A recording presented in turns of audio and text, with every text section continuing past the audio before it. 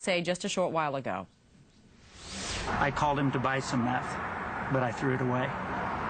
And who were you buying the meth for? No, I was buying it for me, but I never used it. Have you ever used meth before? No, I have not. So, and I did not ever use it with him. And did you ever have sex with him? No, I did not.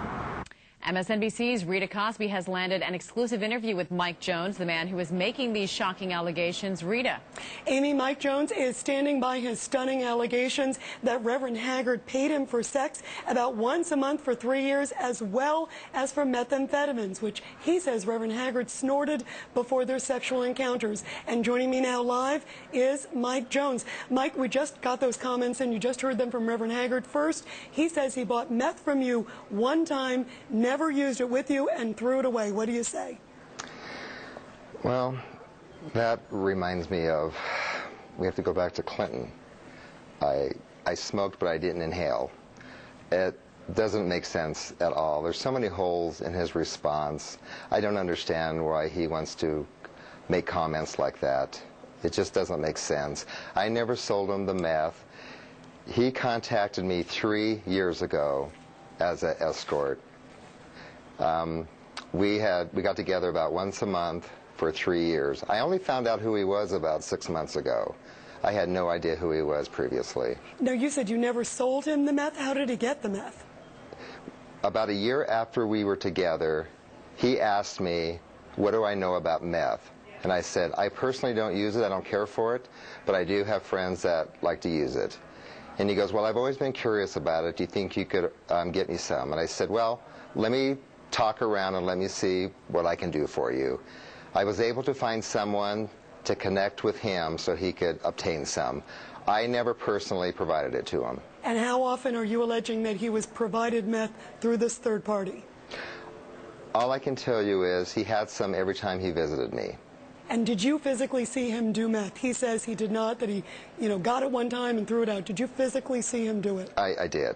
How many times? Well, he would only snort once when he was with me. So you physically are saying you saw him do it physically once in front of you? Well, once each time he visited me. So how many times altogether are you saying? Well, I'm saying for probably about roughly 2 years. So you're saying almost once a month, every 2 years, you saw him in front of you snorting meth? Yes. So you're talking about dozens upon dozens of times? Well, once a month for 2 years. I guess, almost, how many times that comes up to. Sometimes, I wouldn't see him for 6 weeks or so. I understand he was probably traveling or something. So I'm not saying it was once a month on the nose, but it would averaged about that. So would it be accurate to say you're alleging, more than a dozen times at least you saw him snort? Yes, yes. For sure? Yes. Haggard says he also contacted you for a massage in a Denver hotel room, but he maintains it was just to get the drugs, that there was no sexual contact. What do you say about that reaction? Well, that just doesn't make sense. First of all, I don't understand why he would say that he met me at a hotel room. He was trying to be so secretive. He would have never have appeared in public around me, ever. And so I never met him at a hotel room. He always came to my place. And as far as just a massage, hey, if that's what he wants to call it, that's up to him. How many times are you claiming that you met with Reverend Haggard at your place to have sex? For roughly once a month for 3 years, so I would say over 30 times. Do you have proof that he paid for sex? I'm sorry, I didn't hear you. Do you have any proof that he actually paid for sex, that he actually hired a prostitute? Do I have any proof? No. I mean, I have no proof that he paid me. I mean, I didn't film a transaction. I can only tell you that the last time he wanted to get together with me, he did send me an envelope that had 2 $100 bills in it. And I understand you have that envelope with you? I do. But again, that's just an envelope. Can you show us the envelope that you have? I will show you the envelope. And the interesting thing is he always went by the name Art, which I understand now, and I didn't know this. His middle name is Arthur, so now it kind of makes sense how he came up with the name Art. Can you hold up the envelope? I'm holding it up, and you can see Art, in the corner over here. We're going to zoom that in, so if you can hold that steady there, Mike. Yeah. We're... And you can, the postmark here is Colorado Springs.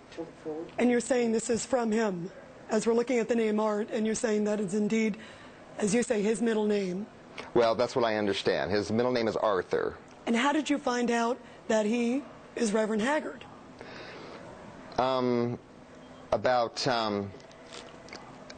6 months ago, I was watching, this is the time the Da Vinci Code movie came out. I was watching the History Channel, and they were doing a show on the Antichrist, and all of a sudden his face shows up as, you know, an expert.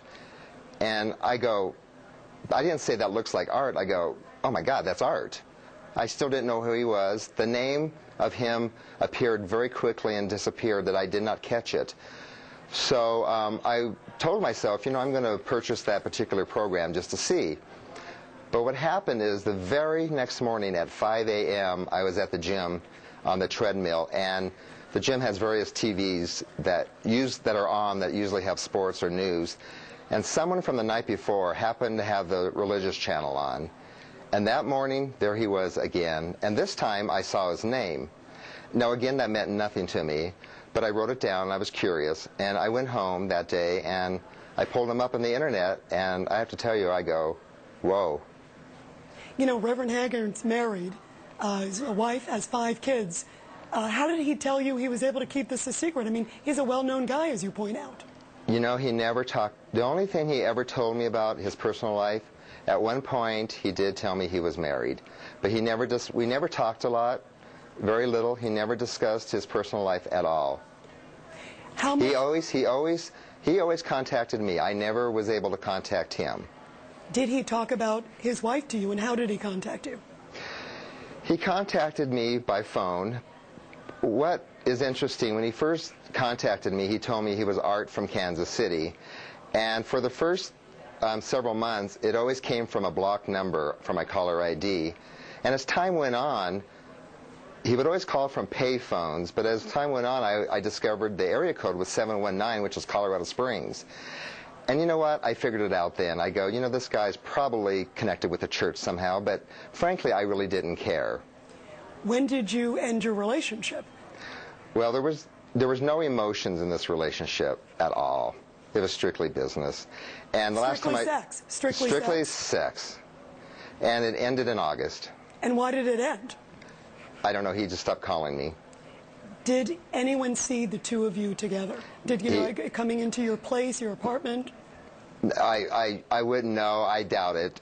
The place I live is pretty hard for someone. There's so many people in and out. But that's what I mean. He would never have went to a hotel with me. He always came to my place. How much was he paying you, you claim, for sex?